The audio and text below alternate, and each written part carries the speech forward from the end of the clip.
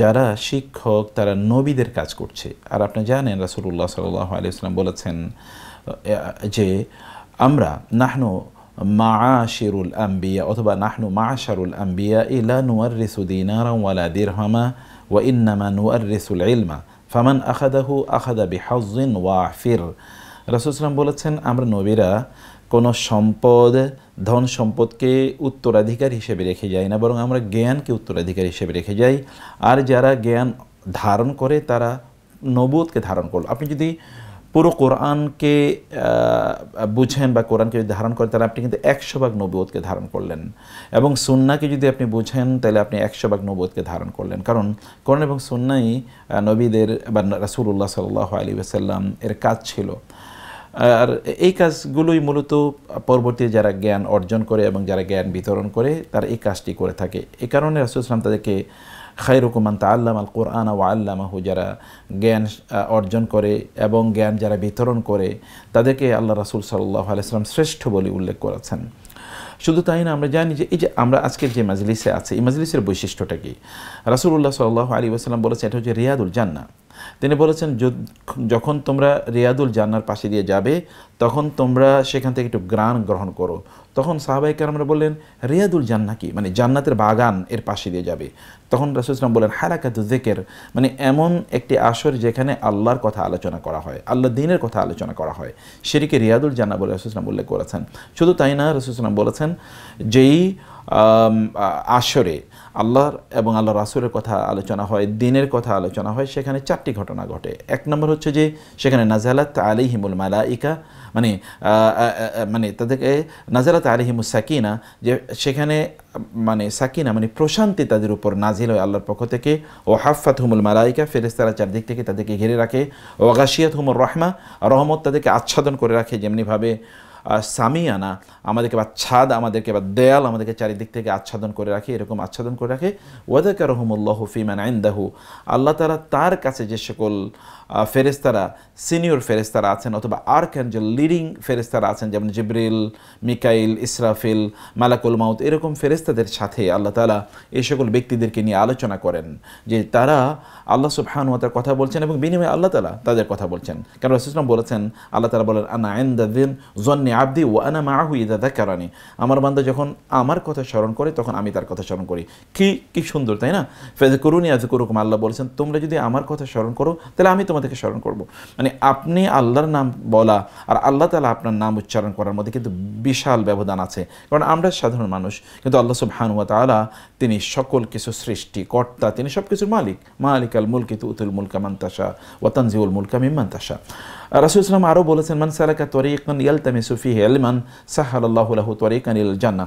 আমরা এখন যে পথে আছি এটা কিন্তু হাইওয়ে টু জান্নাহ, এটা কিন্তু জান্নাতের পথ, যেই পথটি আমাদেরকে জান্নাতের দিকে নিয়ে যাচ্ছে। মানে এরকম একটা হাইওয়েতে আমরা আছি। শুধু তাই না, ওয়া ইন্নাল মালাইকাতা লা তাদউ আজনিহাতাহা লিতালিবিল ইলমি রিদাম বিমা ইয়াসনাউ, যে ফেরেশতারা তাদের ডানাগুলো বিছিয়ে দেয় যারা জ্ঞান অর্জন করার পথে যারা চলে, মানে তলেবুল ইলম যারা, যে আপনারা যারা আছেন আপনাদের জন্য ফেরেশতা তাদের ডানাগুলো বিছিয়ে দেয় যেন ওই ডানার উপর নরম তুলতুলে ডানার উপর যেন আপনারা চলতে থাকেন। যেমনিভাবে কোনো একজন অতিথি, মানে মহান অতিথি যদি কোনো একটা জায়গায় যায় তাহলে তার জন্যে লাল গালিছার বিছানা তার জন্যে বিছিয়ে দেওয়া, অথবা তার জন্য ফুল বিছিয়ে দেওয়া হয়, মানে ফুলের উপর দিয়ে তারা হেঁটে যায়, তাদের উপর ফুল ছিটিয়ে দেওয়া হয়। ঠিক ফেরেশতারা আমাদের জন্য ডানাগুলো বিছিয়ে দেন যদি আমরা জ্ঞান অর্জনের পথে চলি।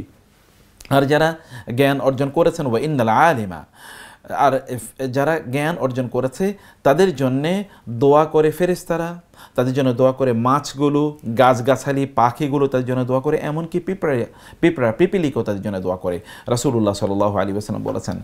আমরা এই কারণে জ্ঞান অর্জনের পথে আপনারা যারা এসেছেন আপনাদেরকে কংগ্রাচুলেশন জানাচ্ছি, কারণ জ্ঞান অর্জনের সফর এটা নবুয়তের প্রথম সফর। আপনি যদি রাসূলুল্লাহ সাল্লামের দিকে তাকান, ইসলামের ইতিহাসে বা সিরার দিকে, তাহলে রাসূল সাল্লাম যখন গারে হেরায়, মানে ঘেরা গুহাতে তিনি সেখানে আল্লাহ সুবহানাহু ওয়া তাআলা অথবা সমাজ ব্যবস্থায় যে শিরক এবং কুফরি আছে এগুলো নিয়ে চিন্তা করছিলেন, তখন তার কাছে প্রথম কি আসে? কোরআন আসে, কোরআনের ওহী আসে। সে ওহীর প্রথম বক্তব্য কি ছিল? ইকরা বিসমি রাব্বিকাল্লাযী খালাক খালাকাল ইনসানা মিন আলাক ইকরা ওয়া রাব্বুকাল আকরাম আল্লাযী আল্লামা বিল কলম আল্লামাল ইনসানা মা লাম ইয়ালাম, যে আপনি পড়ুন আপনার রবের নামে যিনি সৃষ্টি করেছেন, পড়ুন যিনি মানুষকে আলাক থেকে সৃষ্টি করেছেন, আপনার সেই সম্মানিত রবের নামে পড়ুন, যিনি মানুষকে কলম দিয়ে শিখিয়েছেন এবং তিনি মানুষকে এমন জ্ঞান বা এমন প্রজ্ঞা প্রদান করেছেন যেই প্রজ্ঞা বা যেই জ্ঞান মানুষ জানতো না, মালাম ইয়ালাম, যা সে জানতো না।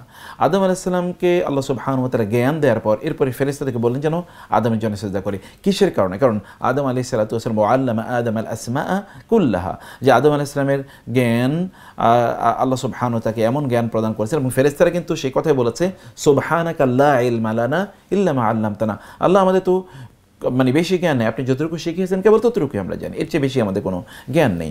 ফেরেশতারা কিন্তু জ্ঞান অর্জনের সফরে তাদের যাওয়ার প্রয়োজন হয় বা তারা যায় না, সেটা তাদের কাজ না, কিন্তু মানুষের জ্ঞান অর্জনের সফরে তাদেরকে যেতে হয়। যেমনিভাবে মুসা আলাইহিস সালাম তিনি জ্ঞান অর্জনের জন্য তিনি খিদির আলাইহিস সালামের কাছে গিয়েছিলেন, অথচ খিদির কিন্তু নবী না, মুসা আলাইহিস সালাম নবী। তারপর আল্লাহ তাআলা তাকে পাঠালেন যে খিদিরের কাছে যান, সেখান থেকে জ্ঞান অর্জন করে আসুন। জ্ঞান অর্জনের সফর এটা জীবনকে পরিবর্তনকারী সফর। জ্ঞান অর্জন করার জন্য আমাদেরকে কাজ করতে হয়। সালফে সালেহিন তারা তাদের সময়গুলোকে 3টা ভাগে ভাগ করতেন, এর মধ্যে একটা ভাগ রাখতেন জ্ঞান অর্জনের জন্য, সেটি দিনই জ্ঞান অর্জন, এখানে প্রাইম। আমাদের সালাফদের সময় যদি আমরা তাকাই তাহলে দেখবো যে তারা দৌড়াদৌড়ি করতেন দিনই জ্ঞান অর্জন করার জন্য। আপনি যদি দেখতেন যে কেউ রাস্তায় দৌড়াচ্ছে তাহলে বুঝতেন যে তিনি তালেবুল ইলম, মানে দিনই জ্ঞান অর্জন করছেন। আপনি কোনো একজন মানুষ মারা যাওয়ার পর তাকে যে সকল প্রশ্নগুলো করা হবে তোমাদের সবগুলি দিনই জ্ঞান রিলেটিং, মান রব্বুকা ওয়ামা দীনুকা ওয়ামান হাদার রাজুল ওয়ামা ইলমুকা, মানে অথবা ওয়ামা আমালুকা বিমা আলিমতা, যে তোমার রবকে, তোমার নবীকে, অথবা তোমার দিন কি এবং তুমি কি জ্ঞান অর্জন করেছো, কি আমল করেছো। দেখুন এগুলো কিন্তু প্রশ্ন হবে। So all of this questions are somehow are the relating to the knowledge. আমরা কি জ্ঞান অর্জন করছি? এখন দুনিয়ায় এমন একটা অবস্থা দাঁড়িয়েছে যে আমরা দুনিয়ার জ্ঞান অর্জন করছি, যেটা আমাদেরকে আল্লাহ সম্পর্কে মানে জ্ঞাত করে না, আল্লাহ সম্পর্কে অথবা আল্লাহর দিন সম্পর্কে বা মানব জাতি কোত্থেকে আসছিল, কোথায় তাদেরকে আবার যেতে হবে, এই পৃথিবীতে তারা কতদিন থাকবে, এখানে থাকার পর তাদের অবস্থা কী হবে, এই সম্পর্কে তাদেরকে কোনো আলোচনাই করার কোনো সুযোগ রাখা হয়নি। বরং আমরা স্কুল, কলেজ, ইউনিভার্সিটিগুলোতে দেখছি যে এখানে জ্ঞান বিতরণই করা হচ্ছে না। অথচ আমরা যদি জ্ঞানের মৌলিক বিষয় দেখি, আপনাকে যিনি সৃষ্টি করেছেন তাকে আপনি চেনেন না, অথবা আপনি কি উদ্দেশ্যে পৃথিবীতে আছেন তা আপনি জানেন না, আপনার মৃত্যুর পর আপনি কোথায় যাবেন সেটি আপনি জানেন না, এবং আপনি কোন পথে চললে আপনার সফলতা আসবে সেটি আপনি জানেন না। তাহলে আমরা জানি কি? আমরা কেবল কিছু বই পড়ছি, যেই বইগুলো আমাদেরকে কেবল মানে বাজারে চাকরি পাওয়ার জন্য বা একজন চাকর হিসেবে আমাদেরকে মানে উপযুক্ত করে তোলে, এতটুকুই ব্যাস। একজন চাকর হিসেবে মানে একজন মানি আর্নার অথবা ব্রেড আর্নার, কেবল আমরা বা মানি মেশিন হিসেবে কেবল আমাদেরকে তৈরি করে যে আমরা টাকা ইনকাম করবো, এতটুকুই কেবল আমাদেরকে মানে যোগ্য একজন চাকর হিসেবে আমাদেরকে তৈরি করছে। কিন্তু আমার বেসিক মানে উদ্দেশ্য কি, লক্ষ্য কি, আমি কোত্থেকে আসলাম, কেন আসলাম, কিভাবে আসলাম, কোথায় যাব, যাওয়ার পরে কি হবে, আমার এই কাজের জন্য কি আমাকে জবাবদিহি করতে হবে কিনা, কোন পথে আমাকে চলতে হবে, আমি কিন্তু কিছুই জানি না। সেই সংক্রান্ত আমাদের জ্ঞান একেবারেই নাই। ফলে আপনারা যারা তারবিয়াতে এসেছেন আপনাদেরকে স্বাগত জানাচ্ছি। তারবিয়া থেকে আমরা ঠিক এই কাজটি করছি। ছোটো বাচ্চারা ধরুন আপনি নির্ভরযোগ্য হাফেজ সব পাবেন না, অথবা মক্তবগুলো প্রায় বন্ধ, অথবা আপনি এমন জায়গায় যেখানে আপনি ভালো শিক্ষক পাবেন না, কিন্তু আপনি এখানে তারবিয়ার মাধ্যমে শুদ্ধ করে সুন্দরভাবে তারা মানে কায়দা নুরানিয়া থেকে শুরু করে নাজেরা, তারপরে মানে হিফজুল কোরআন, গুরুত্বপূর্ণ সূরাগুলো তারা এখানে মুখস্থ করবে। পুরো কোরআন যদি তারা মুখস্থ না করতে পারে, অনেক বাচ্চারা এখানে তারা কোরআন মুখস্থ করে গেছে, আলহামদুলিল্লাহ। এটা তো সম্ভব। ডিস্টেন্স লার্নিং এটা তো এখন হ্যাজ বিকাম কমন প্লেস। এখন সবাই কিন্তু ডিস্টেন্স লার্নিংয়ের ব্যাপারে পৃথিবীর বড় বড় মানে বিদ্যালয়গুলো, বড় বড় শিক্ষালয়গুলো কিন্তু তারা এই মানে অনলাইন লার্নিংয়ের তারা প্ল্যাটফর্ম তৈরি করেছে। আর এগুলো তারবিয়ার যেটা বৈশিষ্ট্য, তাহলে সবগুলো ক্লাস লাইভ, টিচারদের সাথে ইন্টারাকশন করার এখানে সুযোগ আছে। তো আমরা আপনাদেরকে নাসিহা করছি যে আপনার দিনী জ্ঞান অর্জন করুন প্লিজ। দিনী জ্ঞান ছাড়া কোনো উপাচার উপায় নাই। এটা এই সময় আরও বেশি দিনী জ্ঞান অর্জন করা দরকার। ঘরে বেশি বেশি থাকুন, ঘর থেকে বাইরে কম যান, ঘরে থাকুন, আল্লাহ সুবহানাহু ওয়া তাআলার জন্য সময় দিন, যতটুকু বাইরে যাওয়া দরকার ততটুকু যান। বোনদেরকে বলবো যে আপনারা দিনী জ্ঞান অর্জন, আপনি যখন রান্না বান্না করেন তখনও কিন্তু দিনী জ্ঞান অর্জন করতে পারেন, সমস্যা নেই। তো আপনি হেডফোন ব্যবহার করে আপনি ক্লাসগুলো করতে পারেন। মানে অন্যান্য জায়গা থেকে আপনাদের বাসায় প্রয়োজন আপনার কম্পিউটার বন্ধ করে দেন, টেলিভিশন বন্ধ করে দেন, টেলিভিশন আপনাদের কোনো কাজ নাই, টেলিভিশন লাইন বন্ধ করে দেন, ইন্টারনেট শুধু ততটুকু ব্যবহার করেন যতটুকু আপনাদের দিনী জ্ঞান অর্জন করার জন্য লাগবে। আর বাকিটা আপনারা প্রচুর পরিমাণ বই কিনুন, প্রচুর পরিমাণ দিনই জ্ঞান অর্জন করুন। এর পাশাপাশি দুনিয়া পরিচালনা করার জন্য স্কিল অর্জন করেন বটে, কিন্তু দুনিয়ার স্কিলের পেছনে কতটুকু সময় দিচ্ছেন না দিনের পেছনে কতটুকু সময় দিচ্ছেন এটা আপনাকে পরিমাপ করতে হবে। এর জন্য একেবারে আকাশ পাতাল না হয়ে যায় যে এখানে আপনার অফুরন্ত সময় দিনরাত দৌড়াচ্ছেন, কিন্তু এই জায়গায় আপনার কোনো সময় নাই।